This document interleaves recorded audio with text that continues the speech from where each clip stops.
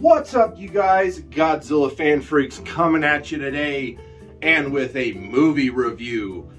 And today we are going to be reviewing none other than the new Godzilla movie, Godzilla Minus One from Toho Studios. If you haven't gone and seen Godzilla Minus One yet, what are you doing? Go out, go see it now, stop this video because there are going to be spoilers unless you've just been waiting for yourself to be spoiled by Godzilla fan freaks.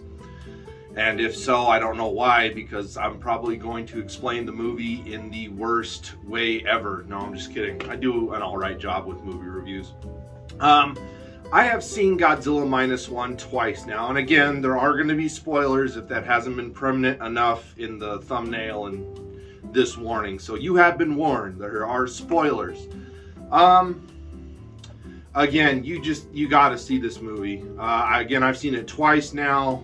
Each time I've still been the same amount of blown away as I was the first time viewing it.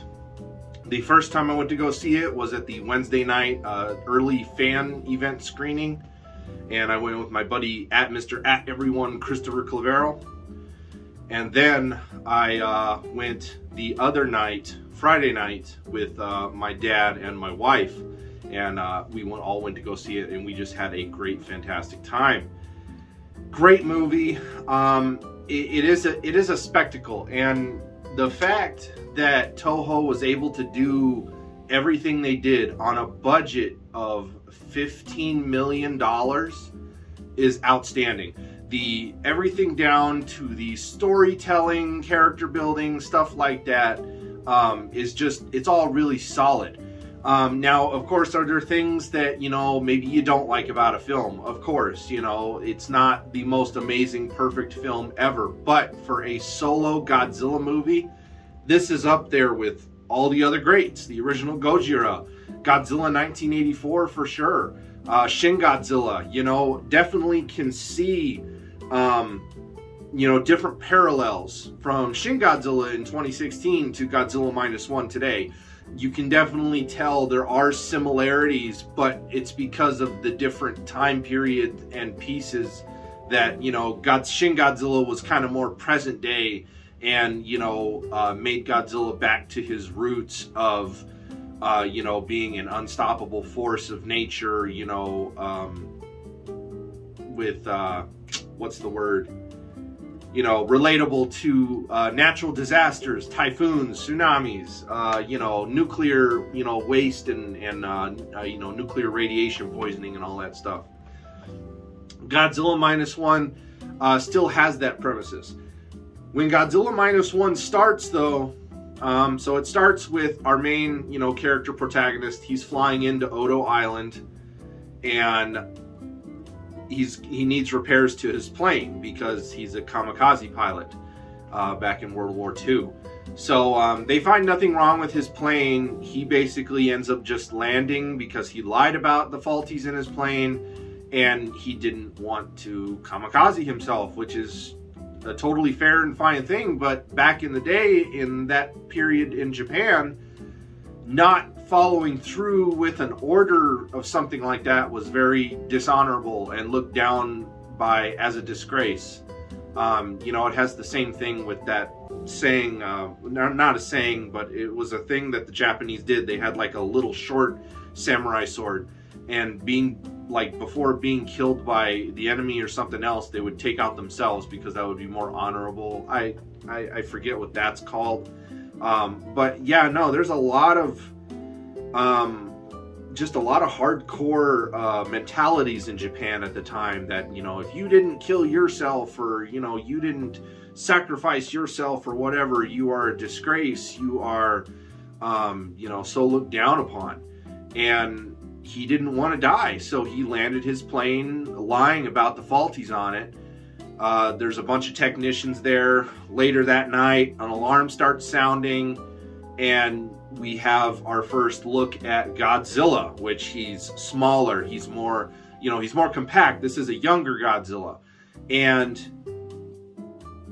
it was a lot of, kind of really go back to almost maybe like the first horror element of the first Jurassic Park movie. It was very kind of similar to that. Godzilla is, you know, he's a smaller build overall in this film, but his first appearance, he is kind of the size of kind of what you would expect the T-Rex in, you know, Jurassic Park to be, or maybe just a tad bigger. And, you know, he's destroying these little buildings. He's chomping down on these scientists. He's just very irritated and pissed off. Where this Godzilla came from, we have no idea.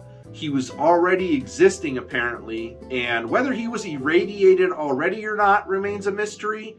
But we do know that he is basically, all they said is that it's a legend of the people of the Odo Island and surrounding islands of Gojira. And that's all we kind of get, is that it's just a legend that apparently is true. And, you know, later on in the movie, as it progressed, you know, our main character gets back, and, you know, again, he's just looked at everybody as a disgrace, you know, all the air raids and the bombs and everything that went off in the homeland of Japan. So many people died, and they looked at people like our main protagonist. I forget his name. It starts with an S, so forgive me if I don't say specific names or anything like that. I've only seen the movie twice, so I'm just going off of memory of what the story plot is. But he's looked down upon by his neighbor and other people, just like, you know, you could have prevented all this disaster if you just would have fell through with your orders. And in reality, it was just one of those things that obviously, you know, no, that wouldn't have happened. I would have killed myself for no reason. Like, it basically kind of gives you like, why am I going to do this when the outcome is going to be exactly the same type deal? So, you know, there's a lot of ups and downs throughout the story. Our main character deals with a lot of PTSD himself.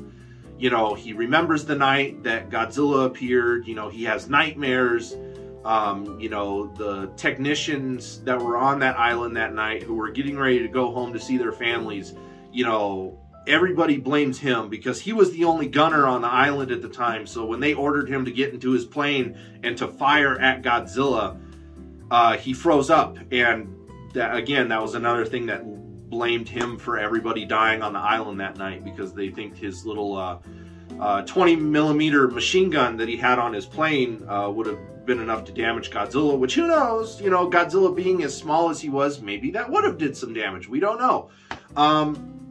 We'll never know at this point.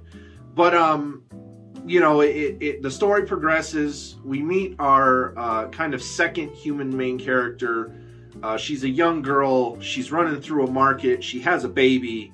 And she hands off the baby to our main character. And he's like, wait, what? Because she's being chased by other locals and stuff because she stole some food. You know, it was a very very many hard years in Japan. After the attacks and the bombings and the air raids and everything, people lived in poverty for so long. So again, this is a very serious Godzilla movie. It's very deep. It's very emotional. It's not just, you know, monsters. And all I can say is, again, Toho is back. They did it great. This is probably the best Godzilla next to the original Gojira. You know, it just gives you that same type of feel, emotional. It's an emotional kind of roller coaster. It's not just, monsters, yeah, fun. You know, it's more than that. And so he ends up having this baby. He sits in that market for most of the day, doesn't know where she went. He almost abandons the child, but then he can't bring himself to do that. So finally, then when he does leave, she pops out, and then she was basically like, I've been waiting this whole time for you to move, because if I went out in the open, people would have saw me that she stole from. And so then she takes back the child, and then later on through that evening, he learns that she's not the mother of the child, that the mother of the child died in the air raids, and her parents died in the air raids, and his parents died in the air raids. Tons of people, you know, died.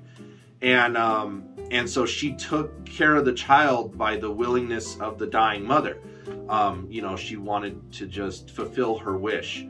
You know, again, Japanese, just very, you know, again, anybody back in the day, whether you're Japanese American, you know, wouldn't abandon a child. But again, it's just that, you know, form of respect, the gratitude that Japanese have for one another, even complete strangers back then. But finding, you know, coming together with the child and stuff, and then the neighbor gets involved because she had kids that, her own kids that died in the air raids. And so then she's like, is the woman able to breastfeed? And then he fills her in with the whole story. And then so she comes in as a saving grace and basically, you know, saves the baby, because the baby was eventually going to die of malnutrition because she couldn't take care of it properly. And then she even looks down upon, you know, from the neighbor, like the neighbor's really harsh lady. She's like, so you willingly took a child without even knowing how to take care of it. Like, this lady's just like, you could have prevented this disaster if you just would have kamikazed yourself, you know, all that stuff. And it's just like, you know, like, lady, everyone's doing the best they can. Like, come on. But, you know, so the years go by, the Bikini Atoll, you know, Philippine bombs go off. There's a quick clip of Godzilla, you know, getting blasted by that radiation and everything. And so it's hard, again, it's hard to tell if this Godzilla was already irradiated by something, or if it's something similar to the legendary Monsterverse, to where it's in, it's like a prehistoric creature. And then maybe the bomb did irradiate it. Maybe that's why it got bigger. You know, maybe Godzilla in his smaller state didn't have the atomic breath. Maybe he didn't have the regenerative, you know, properties to heal himself so rapidly. Again, we'll never know. All we know is that he was a legend, and now here we are. He's, you know, going to be way bigger. So throughout the years, our main character, he needs to make money, he needs to make a job to provide for this girl and the child who is now in his life, but, you know, he's not marrying, he's not saying he's the father. He's being very distant from them, but allowing them to stay under his roof, which is very gracious of him. So, going forward, he's looking for work. He finds a nice job that is, you know, pretty much mine-seeking from all the mines left behind from the war from both Japan and U.S. You know, there's a couple boats. They go out there with a cutting wire. They drag it across the ocean. Any mines that get caught in it, they get cut, lifted to the surface. They take a machine gun, shoot it from afar, destroy the mine. That's their whole job.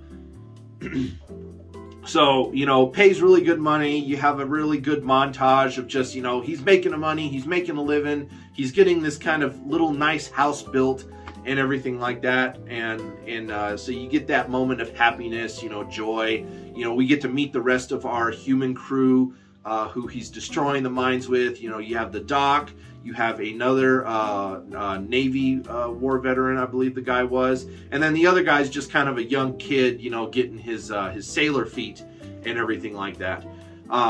So, you know, you have a nice, you know, group of people there. You know, you got all three of them are war veterans, and then the kid's kind of just thrown in there as kind of comedic relief, not too much. They kind of pick on him a lot, but you know, they all end up forming a bond and a friendship over time and everything. And then, of course, one time that they're going out, they were, I forget if they were ordered to, like, collect some mines.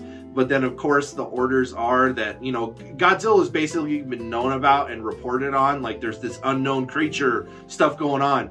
But then there's nothing the governments can really do about it, or the U.S. cannot assist Japan, because then Russia will see that as a war tactic movement of some sort and then start another war and everything like that. So there was a lot of weird politics, but a lot of that was kind of just really quickly mentioned, brushed off to the side. Because then what this movie ends up becoming is basically the local citizens, people versus Godzilla, not the government or anything like that. So they're out and about. They have these mines. Godzilla, you know, destroys this warship that they find the wreckage of, and they're like, we're in this little boat. What are we gonna do? And then so as they start, you know, moving along, the other boat that they're in communications with, as they're talking with them and everything, like, oh, who's gonna get this Godzilla first? We can do it. Like, basically kind of, come on. And then that boat gets destroyed by Godzilla. Everybody else on the other boat's like, okay, never mind. We're not gonna get this thing. They start hightailing it out of there. Godzilla is chasing them, like he's physically after them. So they're trying to get away. They drop one of the mines. They blow it up. It has no effect. They drop another mine. It goes into Godzilla's mouth. They blow that up. It stops Godzilla for a minute, blows a chunk out of his face, but then he, like, instantly, like Wolverine from X-Men, heals up. And then it's like, oh, well, crap, what are we going to do? Then another big destroyer Japanese ship comes in and is just blasting Godzilla. They have a moment of hope, but Godzilla destroys that ship also. And even to the fact to where then Godzilla goes under the water after getting blasted by the big cannons. And then they see this blue glow from underneath and they're like, what's going on? And of course, us as Godzilla fans know what's about to happen. He's firing his heat ray. And so then the ship totally blows up. You get a big explosion. And then, you know, Godzilla's nowhere to be seen after that. Everybody makes it back to the mainland, gets, you know, healed up, kind of talk about what that was, this, that. And, you know, the lady, she gets her own job in a district of Japan. The child is now a little more grown. She stays with the neighbor who takes care of her, who's basically her adopted aunt at this time. So we got all that going on. And then, you know, just kind of fast forward through a few other things, you know, PTSD problems, stuff like that. Then we get to the point where Godzilla first comes ashore, and of course that is what we want. And let me just tell you guys, the music in this movie, both the original soundtrack and the used Ifukube scores, amazing. Just the way that they flow together is perfect. It doesn't sound bad. This movie just hits everything right. So we get Godzilla coming ashore. You know, all these people are freaking out, and the one lady, she's on a train because I forget if she was either heading to work at the time or going home. But she gets stuck on the train, you know, because Godzilla grabs it and stuff like that. But, you know, this is the thing. Godzilla's scaled down again. You know, this is the Showa era period, technically. So Godzilla's scaled back down again to like his, what was it, like 50-meter height or whatever. So Godzilla's scaled back down, right? Does everybody remember that meme and the GIF that's like online and everything, that it's like, you know, it's basically clips from different Godzilla movies, but it basically, you know, and, you know, language coming up here, so warning on that. But you know how it says, like, you know, oh, you know, fuck this bridge, fuck these cars, fuck that building, fuck this too, fuck that thing, you know, that whole debacle. That is what this Godzilla is, because this Godzilla is literally going after, like, when you see him destroying these buildings and, you know, objects, even down to, like, just, you know, kind of stepping on people. Like, yeah, sure, they're in his way, but Godzilla is going out of his way to destroy these buildings and just smash it all up. He's like, he's angry. He's not just, like, going in a straight line, so to say. He's literally destroying these buildings on purpose. So, you know, you got a good, you know, montage Godzilla destruction scene, which is really cool. You know, you got the classic music going. It's just awesome. And, you know, of course, our other main protagonist comes in to rescue the girl. They're both running. Everybody's running. Then you have the tanks come in. So this is like the little that the government, the Japanese, you know, defense forces get involved. They have these tanks come in from a distance, of course, and they're firing at Godzilla. Of course, no effect at all. Then we get to see Godzilla's heat ray in all its amazing gloriness. As Godzilla starts to charge up, it's pretty much just like the Legendary series. He charges up from the tip of his tail and it goes all the way up his spine. So, but what's different about this is, and it's actually a neat little mechanic that they did. So Godzilla's spines, they protrude outwards as he's charging. So as it's going up his tail and up his back, you have these spines that are just basically type effect. And then, you know, he's sucking in all this air and everything like that. And then when he finally lets go, all his spikes protrude back into his body. So I like to think of that as it's almost like Godzilla's a gun, like this organic gun in a way. It's like he's getting cocked and then boom, you know, like stew, you know. So I thought that was kind of interesting, and it makes it more of like a blast than it is just like a straight like beam that he can continuously fire. This Godzilla seems like it's more of like a one blast, gotta take time to regenerate and recharge before I can do that again type thing. But it's not like it's a Shin Godzilla amount of time. He can do it, you know, pretty repeatedly over the span of probably like a minute or so, I would imagine. But, and you know, again, you know, everybody's always trying to do something bigger. And it's like, this was a throwback to GMK for me, because when Godzilla's heat ray goes and it makes contact with whatever he's firing it at, it's basically an atomic bomb explosion. Okay, you thought Shin Godzilla was cool and his whole destruction. It is cool for what it is. But man, Toho just outdid themselves again with the effect. It's literally an atomic bomb going off. It literally has a shockwave that levels the whole city that was just rebuilt again from bombs. And, you know, you get a giant mushroom cloud. And again, that reminds me a little bit of GMK, because the first time we see Godzilla fire his ray in GMK, it has a mushroom cloud effect. I don't know if it's necessarily to the same extensive damage effect, because we really didn't see that in GMK. But at least for that scene. And but that's what it reminded me of. And, you know, every time Godzilla fires his, you know, heat ray blast, you know, calling it a heat ray, you know, makes sense. It's always been a heat ray, but it's more of a, like a heat radiation blast. I don't know what you would call it, because again, he like just shoots it. He doesn't like shoot it and he like, you know, as we all know Godzilla to do, to just keep, you know, he can't keep it up consistently. It's literally a blast. So, you know, again, just atomic bomb, you know, just crazy destruction. The girl pushes our main protagonist out of the way. She blows away with the shockwave, so she's presumably dead. The movie goes on. I don't want this review to lag on too much. I'm like barely, like maybe in the middle of the movie. It's a 2-hour movie. It's actually a pretty good length. So, you know, Godzilla does all the destruction, you know, goes away, you know, typical Godzilla destruction, he goes away, type thing. Over the course of him coming back, you know, they're like, oh, we have this plan together. And again, you have a lot of sadness, remorse at the time. The lady just died, so then the little girl's crying. The guy really doesn't necessarily know what to do. All his friends are really sad and everything. And then you get to the point to where it's like, we have this plan that we're hatching to try to defeat Godzilla.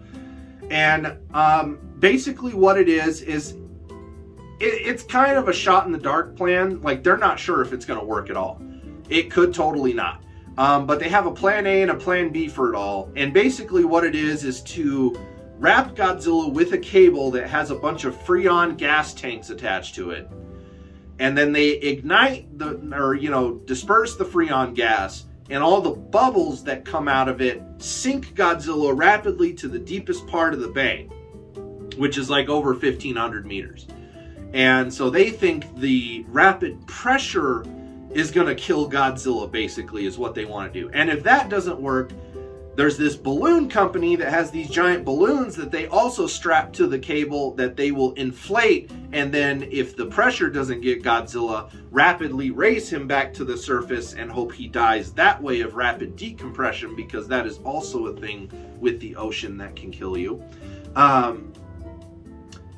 And so that's basically their plan. And really, without getting into like the science of an oxygen destroyer or some other type of off-the-wall thing to tie into the story, it's almost a perfectly logical attack plan for the time period and for the science behind it. You know, I know Michael's Illifan 85, a lot of people, you know, thought it was kind of odd. And it is, it's an odd plan. It's not the best. But again, for the time period that it's set in, it you know, and the science behind that, at least, you know, for the time, again, you know, we don't have anything crazy, no super mastermind that's created this, fictional chemical that can do all this stuff. No, it's basically like, here's kind of what we had in mind that we can do with our knowledge that we have of the ocean and pressurization and decompressurization at the time. And so for me, I don't mind it as much, because it just kind of, it's like, what are the chance? I basically understand where they're coming from. It's like, can we really afford not to at least try it? Like, yeah, it may not work, but what else can we really do? Like, I understood it, like, because it's, again, you got the Japanese in the 40s and the 50s. It's like, yeah, what else can you do, really? It's like, you might as well try it. And again, it's all a citizen effort. It's no government, army involved. This is all the citizens and everything. So, they hatch this plan. The guy who's in the plane, he goes to find an old mechanic friend that was on the island when everybody died, because there's this new plane that he wants to use for a distraction. So it needs to be fixed up, though. And he's like, there's only one person that can do it. And it's one of the mechanics that survived on the island back when they first found Godzilla. And of course, the guy hates his guts, because again, the disrespect, the dishonor of not killing himself in the war as a kamikaze pilot. So then you have this guy, he sends out all these letters. He finds it, he finds him, he beats him up because he's mad at him after all these years. But then he eventually gets him to agree to help him fix up the plane.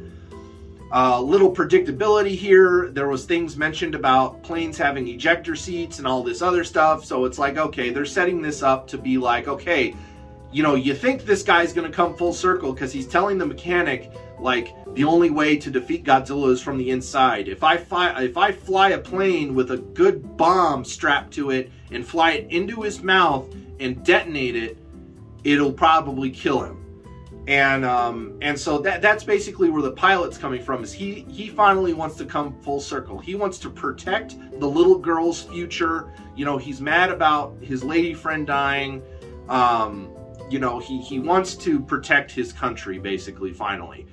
And but it's predictable, because the mention of ejection seats, and then the camera pans to a wider shot to where the technician, Tachibana, that's like the only name I remember, he points to the seat, because he was like, and there's one more thing. And then the camera pans out to a wide shot. He points to the seat and stuff like that. So it's like, oh, he's telling him there's an ejection seat. So it's like, okay, we know that this guy's not going to die. So then the whole plan, gets hatched, all that other stuff. Really great scene with, Godzilla trying to get at the plane. The way the ships and everything wrap Godzilla with the tanks, just a very, well put together scene. And again, you got those classic Ikefube scores going on and all that awesome fun stuff. And then it gets to the point of, sinking Godzilla.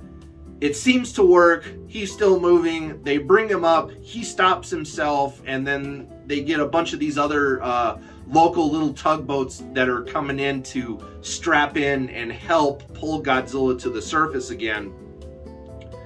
And then, of course, he's still not dead. What's-his-name's coming in with the plane, and Godzilla's getting ready to shoot his atomic breath. Everybody thinks they're going to die, right? So he comes in with the plane, hits the plane in Godzilla's mouth. It blows up, big explosion. And, but then, after the fact, of course he ejects. You see it off in the distance, he ejects and everything. Godzilla kind of starts to disintegrate and fall apart, because he was getting ready to fire his ray. So I don't know if that had to go with his, his rapid decomposition, I guess. But no, Godzilla just starts to rapidly kind of melt and just fall apart. And that's presumably it. You know, everybody's happy. You know, there really wasn't any loss of life at the end. You know, at least between everybody who was a part of the project. And then after it is kind of where the movie threw me for a loop. A lot of other people predicted it. I didn't necessarily predict it or see it coming, because it's like, how? But anyway, while they're off hatching the plan, there's a telegram that comes in for the neighbor with the little girl. And, oh, and our main protagonist, he also left back like a pack of money and a note for the neighbor, basically saying, use this money for the girl. Basically kind of saying, like, I'm not coming back type deal, right? So, you know, everybody kind of has all that going on. But then the telegram that came through, I wasn't sure what it was. I actually thought it was maybe the little girl's parents somehow survived, maybe, I don't know, or a relative. I did not think it was the lady who our main protagonist took in with the little girl and stuff. I did not think it was her. You know, I did not predict that. But yeah, no, he gets the letter. She's alive. Him and the little girl go visit her in the hospital. She's got, you know, bandaged up, you know, because again, she was hit by that atomic blast shockwave, which, again, how did you survive that? But it's kind of, you know, the answer's kind of given to us, because as they're hugging and everything, the camera pans to like the side of her face, and she has like this little lesion or, you know, growth that kind of looks like a Godzilla spine, and it's like black mixed in with like her skin color pigmentation, and it's like pulsating and it's moving. So it's like, was she radiation poisoned? Is that how she was able to survive? But is she still eventually gonna die? You know, we don't know. Or is she gonna mutate into a Shin Godzilla person thing? I don't know. And then, of course, the movie ends with a big chunk of Godzilla sinking to the bottom, but then it starts to regenerate, and you get classic music and themes again, and that was basically the movie. So, this movie, again, fantastic spectacle, the way it was thrown together, the story, the plot. You know, I really don't have any issues with it. The main character at times could be a little annoying, but it's forgivable. You know, me, CGI is great and all that stuff, but I am still a Showa kid at the end of the day. I love practical effects. I know that we're never ever going to see practical effects touch the silver screen ever again, at least with Godzilla. And it just does make me sad, because, you know, I am going to miss the classic style of filming. You know, the miniature sets, models, you know, men in suits, the pyrotechnics, all that stuff was always just fun and amazing. But it's just the times we live in, and we've fully moved on to this next technological advance in filmmaking.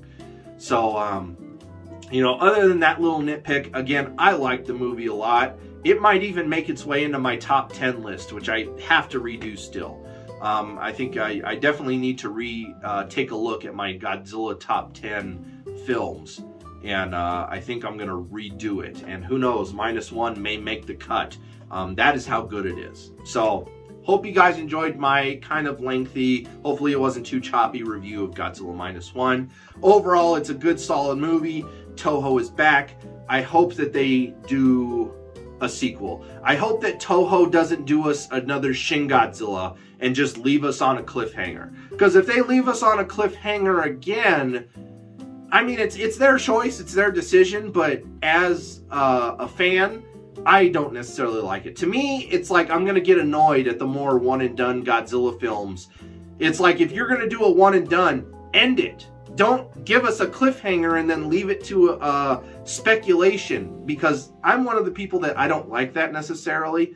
You know, it's fun to use your imagination and everything, but then it's also different to hear what the actual lore and canon is from the writer, director, filmmaker, whoever, you know, comes up with it.